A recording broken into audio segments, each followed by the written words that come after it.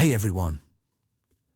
In today's video, I'm going to explain Descript free versus paid in 2026 and whether the free version is enough, using only the free plan experience. Let's get started. First, Descript free is mainly for basic editing.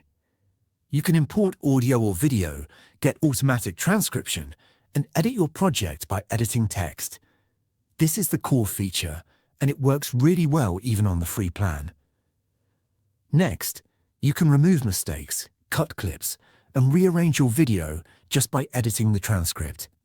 This makes editing much faster compared to traditional video editors. However, the free version does have limits. You may face restrictions on exports, some features are locked, and advanced AI tools are not fully available. You'll also notice some branding or reduced options compared to paid users. So, is the free version enough? Yes, if you're a beginner, student, or just creating simple content. It's powerful enough for basic YouTube videos, notes, and short projects.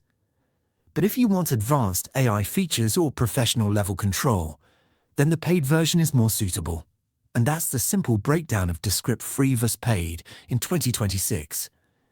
If this helped, don't forget to like, subscribe, and I'll see you in the next video.